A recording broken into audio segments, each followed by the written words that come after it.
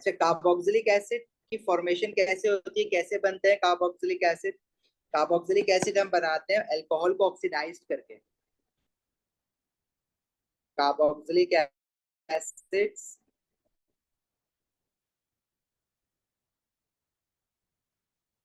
can be formed from oxidation of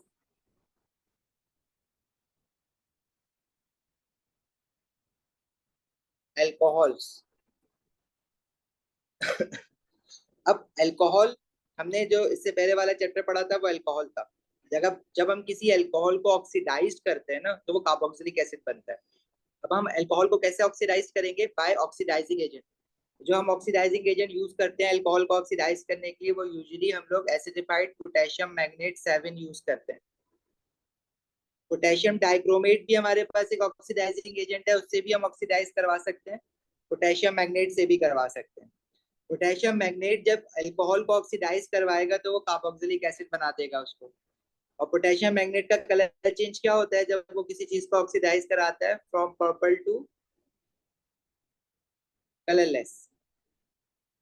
oxidation of ethanol, अगर हम ethanol को oxidise करवाएंगे तो हमारे पास जो कार्बोक्सिलिक एसिड बनेगा, इथेनॉल 2 कार्बन एटम वाला अल्कोहल है, जब उसको हम ऑक्सीडाइज करवाएंगे तो जो कार्बोक्सिलिक एसिड बनेगा वो बनेगा इथेनोइक एसिड।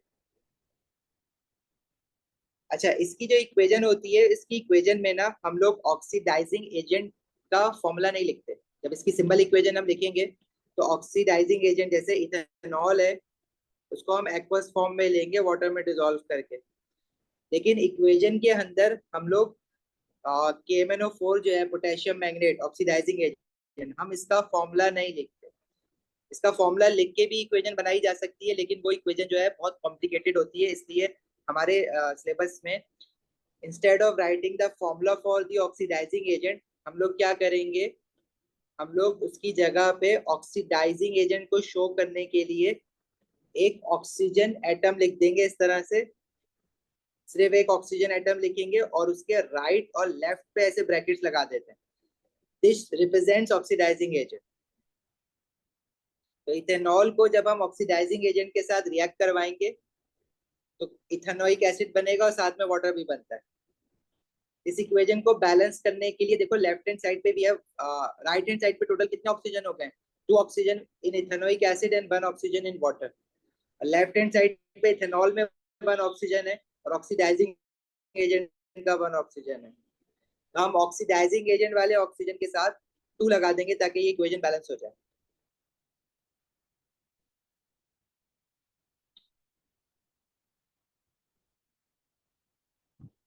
सही है। जो इथेनॉल है वो हमने एक्वस फॉर्म में लिया हुआ है वाटर में डिसॉल्व करके। जो इथेनोइक एसिड बनेगा हमारा वो भी एक्वस फॉर्म में बनेगा, साथ में वाटर बनेगा लिक्विड फॉर्म में।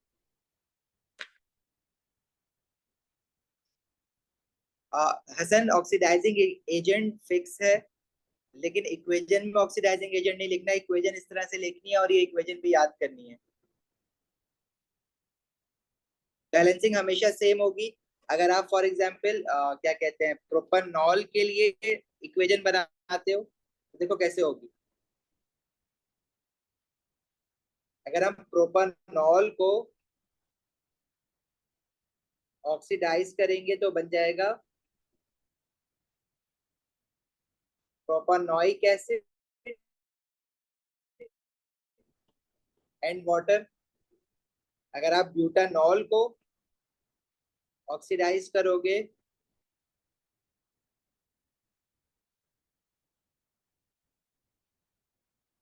Butanoic acid and water. नहीं खोला बेटा, ऑक्सीडाइज करने के लिए ऑक्सीडाइजिंग एजेंट यूज करेंगे ना, रिड्यूसिंग एजेंट क्यों यूज करेंगे? रिड्यूसिंग एजेंट तो रिड्यूस करवाता है। ऑक्सीडाइजिंग एजेंट जो है वो सामने वाली चीज को ऑक्सीडाइज करवाएगा। तो प्रोपेनॉल को ऑक्सीडाइज करवाना है तो उसको ऑक्सीडाइजिंग एजेंट के साथ यूज करेंगे। समझ आई बात? वो आप उस चीज को कंफ्यूज कर रहे हो जिसके अंदर हमने वो देखा था। ऑक्सीडाइजिंग एजेंट प्रोपेनॉल को ऑक्सीडाइज करवाएगा, हाँ खुद वो रिड्यूस्ड हो जाएगा। तो आप वो वाली चीज कंफ्यूज कर रहे हो, वो खुद वो रिड्यूस्ड हो रहा है, लेकिन अभी हमें प्रोपेनॉल को ऑक्सीडाइज करवाना है तो हम उसके लिए ऑक्सीडाइजिंग एजेंट यूज करेंगे। अब प्रोपेनॉल का फॉर्मूला क्या है? देखो अल्कोहल का जो जनरल फॉर्मूला था वो है CnH2n+1OH, और जो कार्बोक्सिलिक एसिड का फॉर्मूला जनरल फॉर्मूला होता है वो CnH2n+1 जगह पे 3 रखोगे तो प्रोपेनॉल का फॉर्मूला हो जाएगा C3H 2 3 6 + 1 C3H7OH। और प्रोपेनोइक एसिड का जो फॉर्मूला होगा उसमें N की जगह पे आप 3 नहीं बल्कि 2 रखोगे तो ये हो जाएगा C2H5COOH, और साथ में वाटर। ये इक्वेशन हमेशा फिक्स रहती है और ऑक्सीडाइजिंग एजेंट के हमेशा 2 मोल्स होंगे। सिमिलरली ब्यूटेनॉल का फॉर्मूला क्या होगा? N की जगह पे जब आप 4 रखोगे तो C4H9OH, 2 moles of oxidizing agent। Butanoic acid का फॉर्मूला बनाने के लिए आप N की जगह पे 3 रखोगे तो C3 2 3 6 + 1 C3H7COOH। इसी तरह हम अल्कोहल को ना सिंपल ऑक्सीजन से भी ऑक्सीडाइज करवा सकते हैं to form carboxylic acid. Oxidation of alcohol from oxidation of alcohol with oxygen gas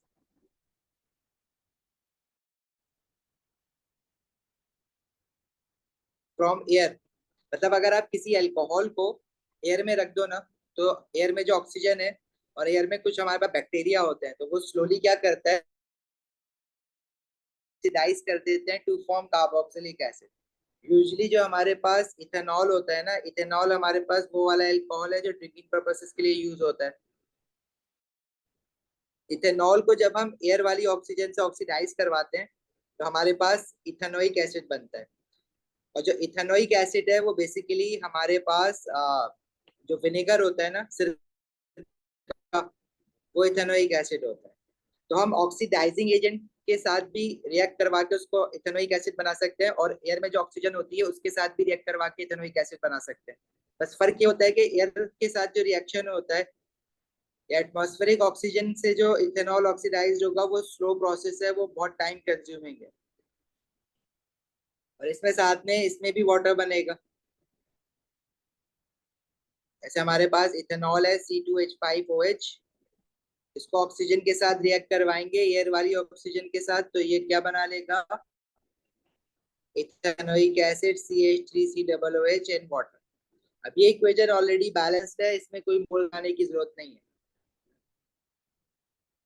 Aqueous ethanol, when oxidized by oxygen from air, it will produce aqueous ethanoic acid and water.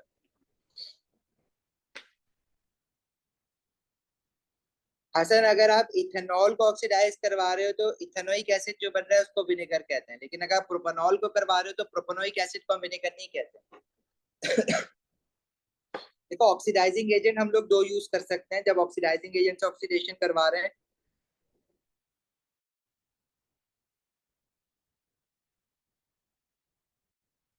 Usually जो marking की में oxidising agent use कर रहे होते हैं वो होता है एसिडिफाइड पोटेशियम मैग्नेट।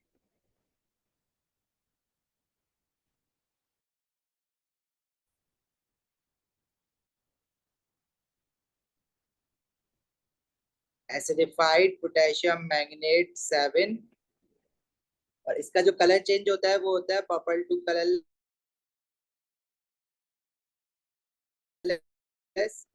ये हमने रिडॉक्स अगर क्वेश्चन में कोई और ऑक्सीडाइजिंग एजेंट लिखा हुआ जाए तो एक और ऑक्सीडाइजिंग एजेंट हमारे पास क्या आता है, एसिडिफाइड पोटेशियम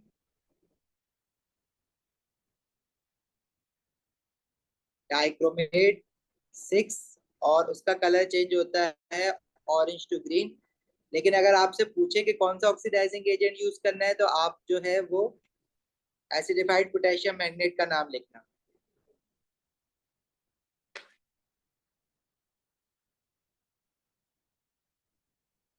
असल उल्टा कह रहे हो ना,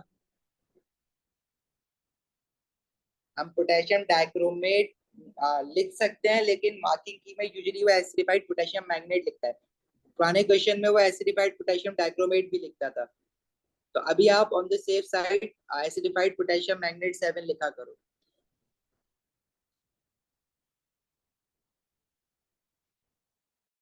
ठीक है, तो पहली वाली ऑक्सीडेशन बाय ऑक्सीडाइजिंग एजेंट है और दूसरी वाली oxidation by oxygen in air है।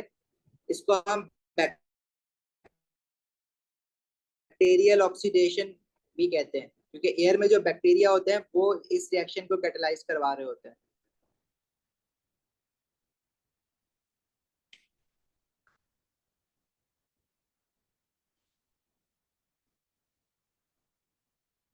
हाँ, ऑक्सीडाइजिंग एजेंट इक्वेशन में तो आप ऑक्सीडाइजिंग एजेंट को ओ लिखोगे, लेकिन क्या कहते हैं, जब अगर वो नाम पूछेगा ऑक्सीडाइजिंग एजेंट का तो उस जगह पे उस पर नाम बताना ना, फिर ओ नहीं लिख देना। इक्वेशन लिखते वक्त आप सिर्फ ऑक्सीजन एटम लिखोगे जैसे ये ऊपर लिखा हुआ है, लेकिन नाम अगर पूछेगा तो आप नाम बताओगे ऑक्सीडाइजिंग एजेंट का, क्या लिखना नहीं, इक्वेशन में आप वो लिखोगे।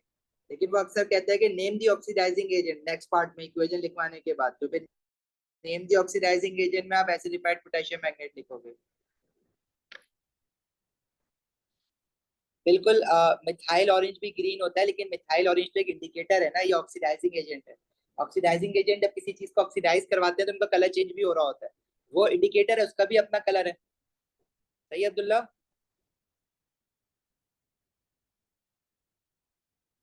हसन, अब्दुल्ला, समझ आ गई बात? जो पूछ लो सवाल। अच्छा, अब जरा कार्बोक्सिलिक एसिड्स, एसिड्स होते हैं, ठीक है। एसिड्स आपने पढ़ा हुआ है, क्या होते हैं? Acid are proton donors. ठीक है, एसिड्स की डेफिनेशन आपको अच्छी तरह पता है। एसिड्स आर प्रोटॉन डोनर्स और substances that gives H positive ions in aqueous solution. अब जो कार्बोक्सिलिक एसिड्स होते हैं ना, वो सारे के सारे वीक एसिड्स होते हैं, ये नेचुरली अकरिंग एसिड्स होते हैं। These are weak acids. और वीक एसिड की डेफिनेशन भी आपको पता है, acids that ionises incompletely in aqueous solution. Acids that ionises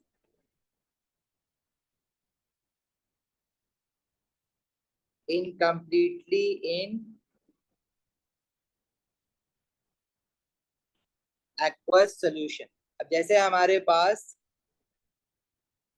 methanoic acid है, अब जरा ध्यान से एक बात सुनना। मिथेनोइक एसिड का फॉर्मूला है CHCOOH। जब हम इसको वाटर में डालेंगे तो ये आयनाइज होगा, और क्योंकि ये वीक एसिड है तो वीक एसिड की आयनाइजेशन जो होती है वो रिवर्सिबल के साइन के साथ बनती है, राइट। अच्छा, अब इसमें हाइड्रोजन दो जगह पे है, एक हाइड्रोजन कार्बन से पहले है और एक हाइड्रोजन टू फंक्शनल ग्रुप में है आखिर में, COOH। तो कौन सा होता है ना, COOH का जो हाइड्रोजन है आखिरी वाला हाइड्रोजन, ये वाला हाइड्रोजन निकल के आयनाइज होता है। बाकी जितने भी हाइड्रोजन पीछे होंगे वो वैसे ही रहते हैं, वो नहीं निकलते। तो जब हाइड्रोजन आयोनाइज होगा, मतलब हाइड्रोजन जब निकलेगा COOH से, तो वो अपना इलेक्ट्रॉन छोड़ के जाता है, तभी तो H पॉजिटिव आइन बन के निकल रहा है। पॉजिटिव आइन मतलब इलेक्ट्रॉन लूज करके जा रहा है, तो इलेक्ट्रॉन किस चीज पे लूज करके जाएगा? जो उसके पीछे पार्ट लगा हुआ है, COO पे। तो HCO जो पीछे वाला पार्ट है वो नेगेटिवली चार्ज हो जाएगा, और जो हाइड्रोजन है वो H पॉजिटिव आइन बन के निकलेगा। ये जो नेगेटिवली चार्ज आइन है ना, जो मिथेनोइक एसिड से निकल रहा है, इसका क्या नाम होता है? HCOOH का नाम है मीथानोइक एसिड। और ये जो नेगेटिवली चार्ज आइन बाहर आया है, इसको हम कहते हैं मीथानोएट आइन। इसके आखिर में हम लगाते हैं oate, this is known as methanoate आइन।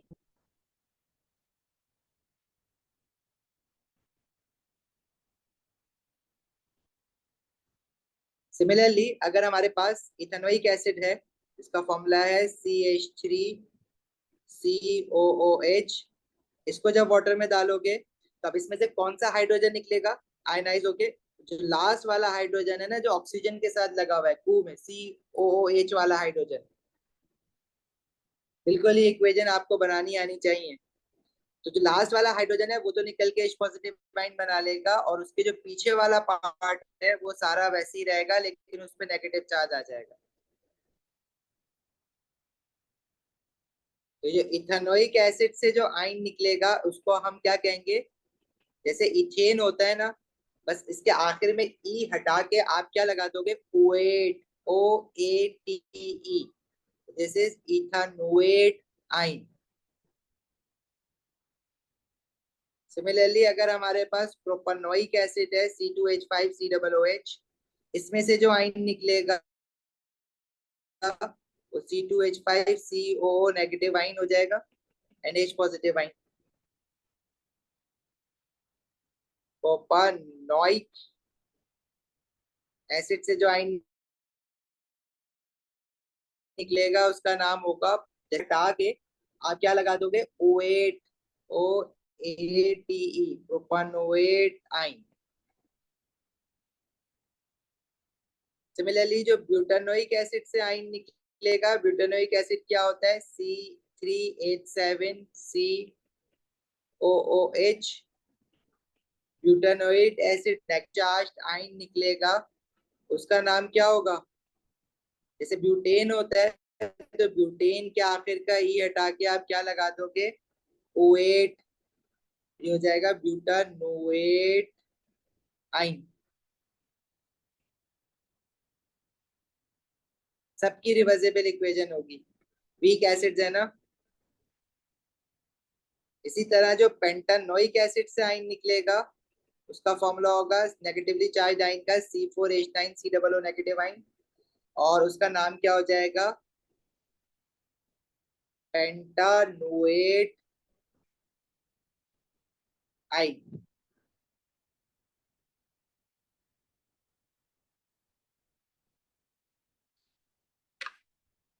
क्लियर।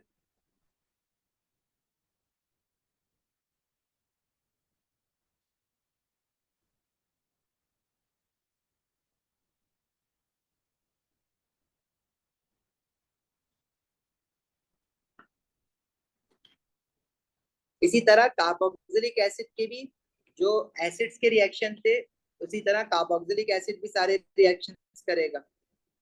जैसे अगर आप रिकॉल करो एसिड के रिएक्शंस, पहला एसिड का रिएक्शन आपने किस चीज के साथ पढ़ा था,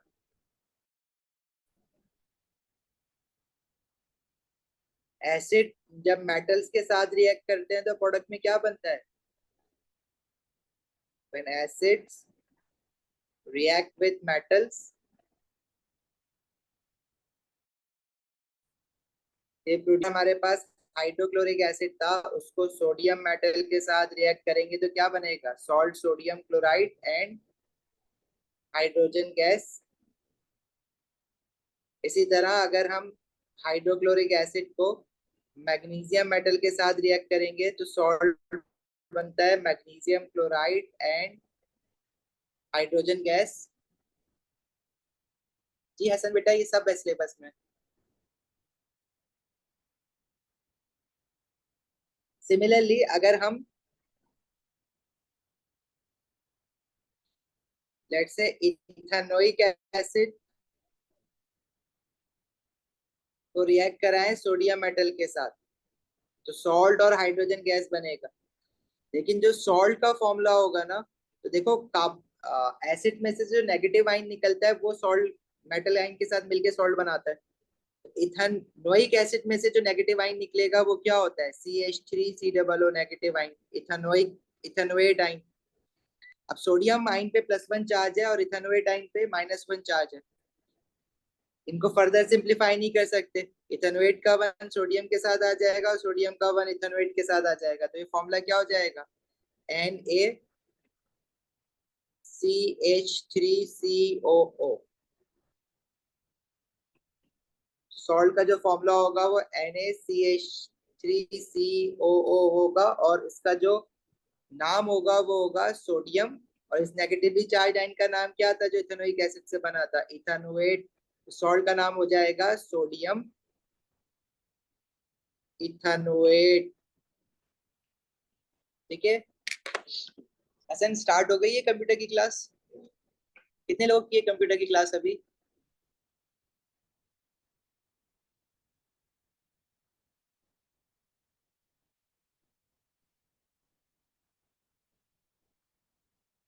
चलो बस एंड कर रहे हैं यहाँ पे क्लास। बाकी अच्छा मुझे बताओ कल 4 से 5 क्लास कर लें दोपहर में।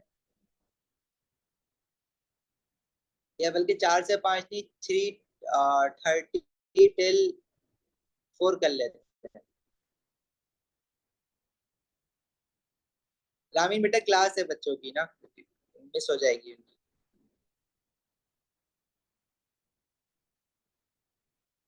तो हसन बेटा क्लास ले लेना, टेस्ट का फिर पढ़ लेना।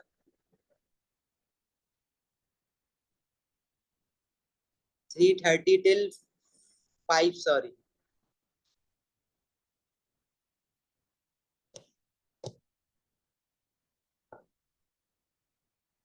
ओके चलो फिर उससे देख लेना, या फिर रात में ही करें।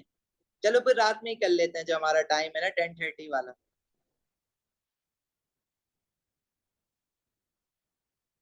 ऑर्गेनिक ही पढ़ेंगे बेटा, ऑर्गेनिक अभी है ना, ट्यूसडे तक ऑर्गेनिक खत्म होगा हमारा।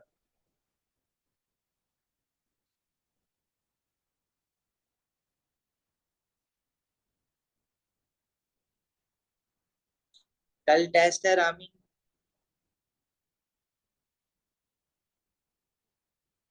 कल टेस्ट की टाइमिंग बेटा ग्रुप्स पे आएंगी आपके पास।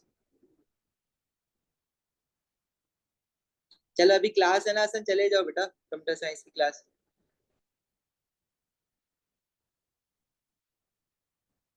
रामीन बाद में दे देना।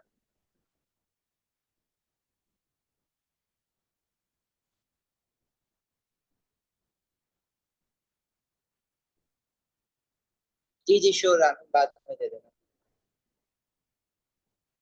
चलो कौन से टॉपिक का टेस्ट है आपका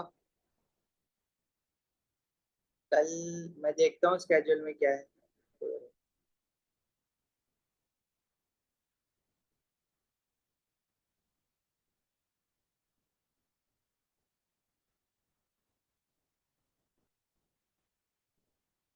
जी मंतशा व्हाट्सएप पे कर दो।